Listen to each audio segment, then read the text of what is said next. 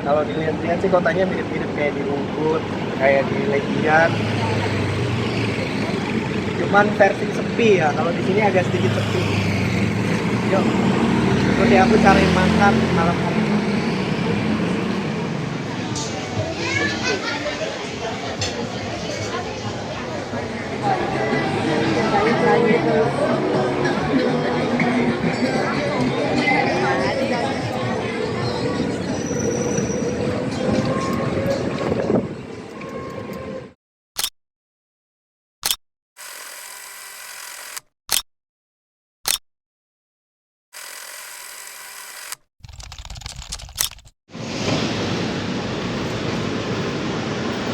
Halo guys, selamat malam. Nah, ini kita mau nyari makan malam hari ini dan menikmati suasana kota. Jadi menikmati suasana keindahan kota di malam hari. Dan penasaran juga seperti apa kotanya kalau malam hari. Kenapa ya guys, kalau tempat-tempat wisata kepulauan hampir di beberapa negara itu vibe-nya itu sama persis kayak semacam di Pulau Dewata Bali, kalau di Indonesia di Lombok, kalau di Thailand ada Phuket. Nah, ini di Filipina ada Boracay. Nah, kalau di Boracay sendiri suasana malamnya itu seperti ini. Jadi nggak begitu padat, nggak begitu rame juga, dan perlu teman-teman Indonesia tahu kalau lagi main ke Boracay, suasana malam hari itu yang paling rame adalah di stasiun 2. Karena di stasiun 2 itu selain ada The Mall, teman-teman Indonesia juga bisa berwisata malam karena ada banyak kafe, kuliner, dan juga pertunjukan-pertunjukan lainnya yang diselenggarakan di stasiun 2. Jadi kalau teman-teman Indonesia nginep di stasiun 1 ataupun stasiun 3 ataupun mungkin di wilayah Bulabog Beach atau Puka Beach itu sekitarnya itu relatif lebih sepi kalau untuk suasana malamnya. Jadi wilayah-wilayah ini itu biasanya untuk area-area yang lebih tenang. Tapi kalau teman-teman Indonesia ingin hiburan di malam hari, teman-teman bisa langsung datang ke stasiun 2, kawasan The Mall dan juga Boracay City. Sekarang AA on the way menuju ke stasiun 2 ataupun daerah sekitarnya untuk makan malam. Jadi sengaja memang makan malamnya itu arahnya ke stasiun 2. Jadi bisa melihat dan juga bisa mengeksplor kawasan stasiun 2 malam hari itu seperti apa.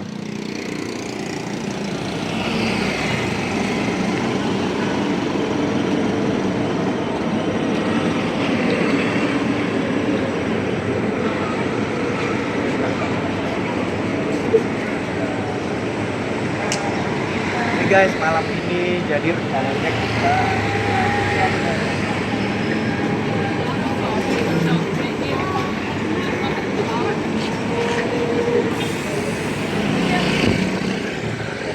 malam ini kita mau liburan nih.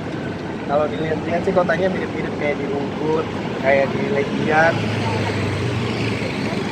Cuman versi sepi ya. Kalau di sini agak sedikit sepi.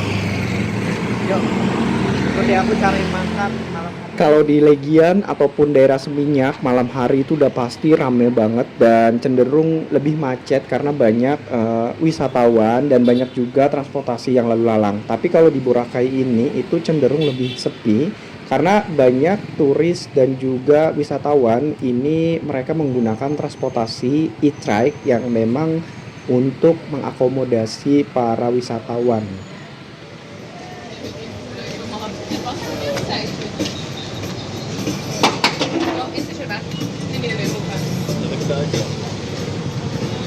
Guys, kalau di Canggu, Legian gitu di Bali banyaknya motor. Jadi wisatawan tuh masing-masing sewa motor. Tapi kalau di sini tuh naiknya kendaraan seperti ini.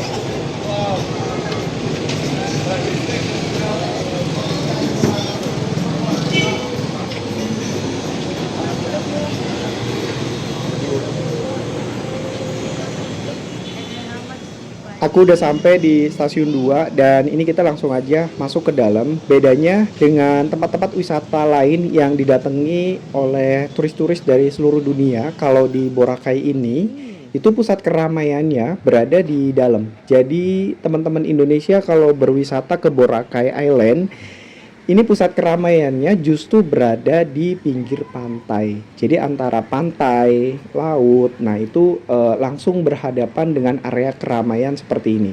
Nah ini banyak banget tempat-tempat makan, tempat-tempat nongkrong, buat ngecafe. Nah kira-kira nih malam hari ini aku lagi milih-milih kita mau makan apa ya yang sedikit masuk ke lidah AA yang kampungan ini. Sebetulnya aku udah punya pilihan karena tadi siang lewat juga ke sini dan ini tuh aku tertarik dengan salah satu tempat makan yang dari siang tuh rame banget. Makanya kenapa setelah maghrib atau setelah jam 6 sore, setelah tadi kita sunset, itu aku langsung datang ke sini. Jadi biar nggak terlalu rame. Sebab kalau udah jam 7, jam 8 malam, ini udah dipastikan tempatnya pasti bakalan rame banget. Ini dia tempatnya, namanya adalah The Sunnyside Cafe. Jadi tadi siang itu rame banget, makanya AA sengaja malam hari untuk makan malam datang ke sini dan penasaran juga nih untuk menu-menu yang ada di The Sunnyside Cafe ini. Kita langsung aja masuk ke dalam dan ternyata ini pintu masuknya bukan dari area pinggir pantai. Jadi memang makannya menghadap ke pantai, cuman pintu masuknya itu tetap dari depan jalan raya.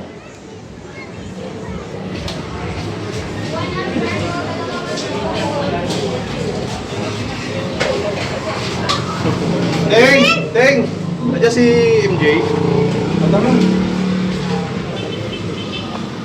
Tadi kita dari arah pinggir pantai di White Beach, sekarang kita dari depan nih. Nah ini, kalau dari pinggir jalan raya, ini The Sunnyside Cafe, dan ini tuh rame banget. Sebenarnya dari siang udah rame banget, mungkin karena ini mereka baru pada istirahat setelah sunset. Jadi kemungkinan ini ramenya bakal jam 7 atau jam 8 malam. Kita langsung aja masuk ke dalam dan ternyata bener aja nih. Ini di lantai 1 udah rame banget, makanya aku nyari tempat duduk untuk makannya itu ke lantai 2 supaya bisa lihat area White Beach dari lantai 2. Dan kira-kira malam ini di White Beach ada apaan aja? Sir, may akyat dyan sa table 10. Or 2 lang.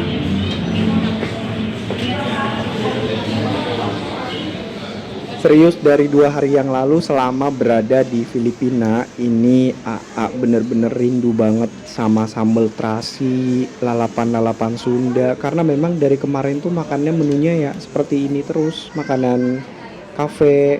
Bahkan sesekali kemarin AA juga sudah buat video, aku beli Indomie di salah satu supermarket di daerah Makati City. Nah teman-teman, ini dia White Beach di stasiun 2 malam hari dari atas The Sunnyside Cafe.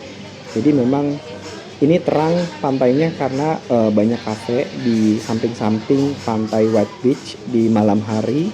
Dan itu banyak banget wisatawan yang tengah berkerumun menikmati suasana pantai dan juga hiburan malam yang tersedia di stasiun 2 dan juga The Mall.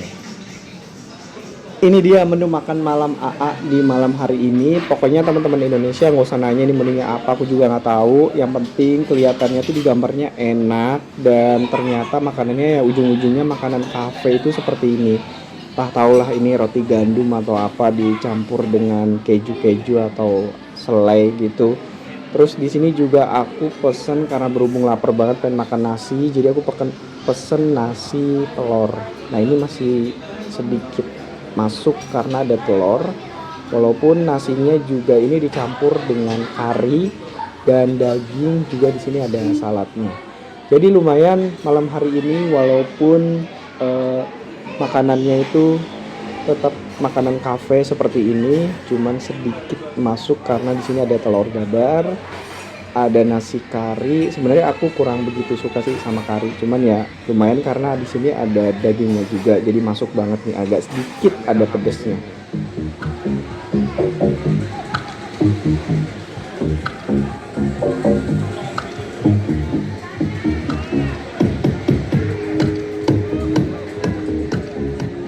Oke guys, setelah tadi AA sudah makan malam dan sekarang kita on the way menuju ke pusat stasiun 2 dan juga kawasan The Mall. Kira-kira malam hari itu seramai apa dan kira-kira ada apa aja di sana. Kalau di area sini sepanjang stasiun 2, ini udah masuk stasiun 2, ini masih banyak kafe-kafe dan area tempat makan. Ini dia udah mulai sedikit rame dan uniknya di Boracay Island ini pusat keramaian malam hari, entah itu tempat market, the mall, ini di pinggir pantai seperti ini. Jadi untuk jalanannya itu dibiarkan apa adanya.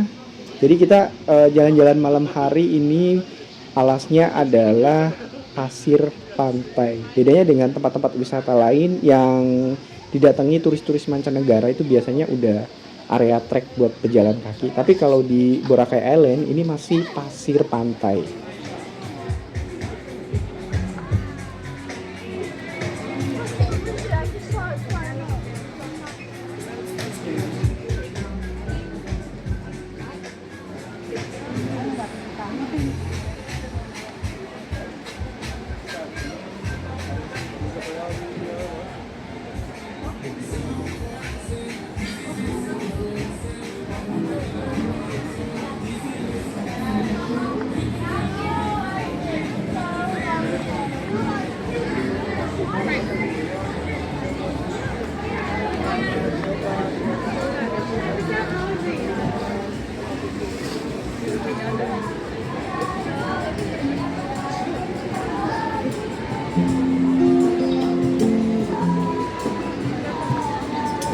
Once again, good evening and afternoon. Thank you so much for this.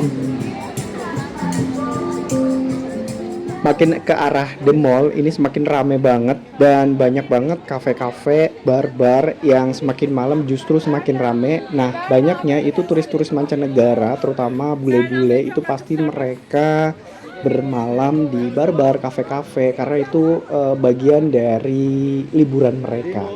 Sama seperti pusat-pusat wisata di seluruh dunia kayak macam Phuket, itu setiap malam itu seperti ini ramenya. Cuman kalau di Boracay Island ini untuk pedagang-pedagang market kayak penjualan pakaian, tas, pernak-pernik, itu semuanya ngumpul di satu tempat. Biasanya kalau di depan pantai atau di bibir pantai itu hanya kafe-kafe, bar, tempat-tempat makan. Tapi kalau di Boracay Island ini banyak juga pedagang-pedagang pernak-pernik, oleh-oleh, makanan, juga pakaian, semuanya jadi satu.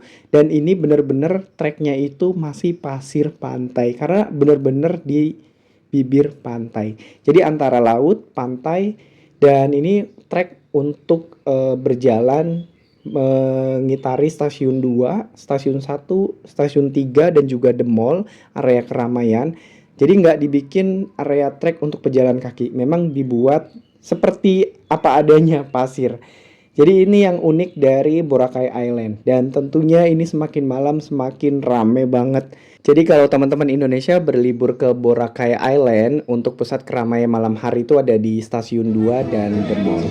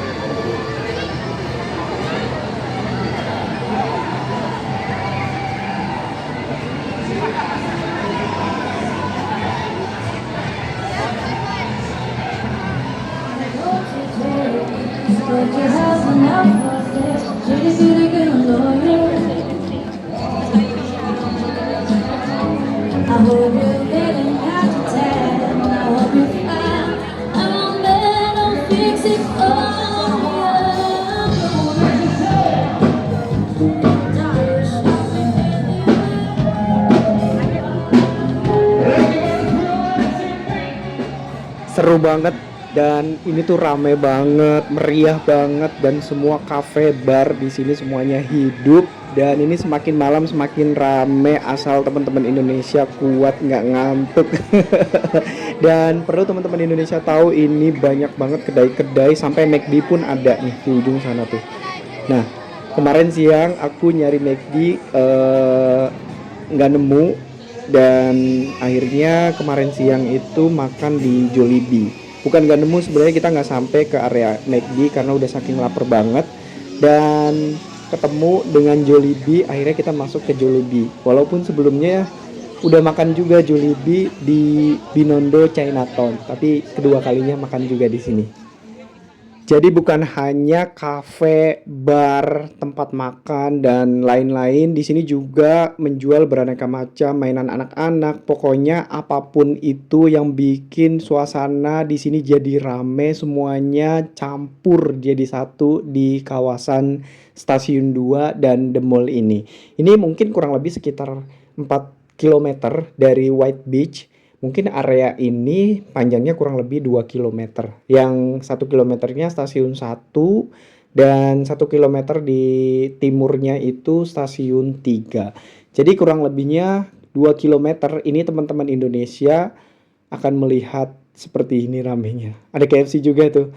Wah, seharusnya makan KFC nih. Udah kangen sama saus.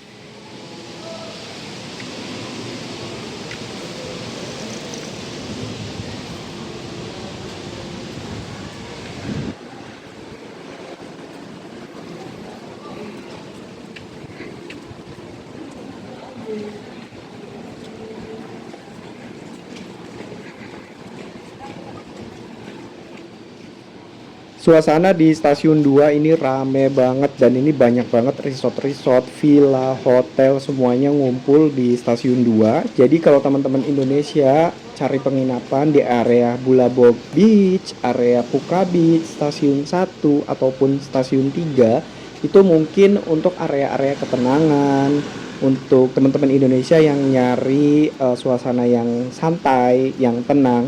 Tapi kalau teman-teman Indonesia nyari suasana keramaian, ini harus banget nyari penginapan di Stasiun 2. Karena aksesnya itu langsung ke area pusat keramaian Boracay City dan juga The Mall.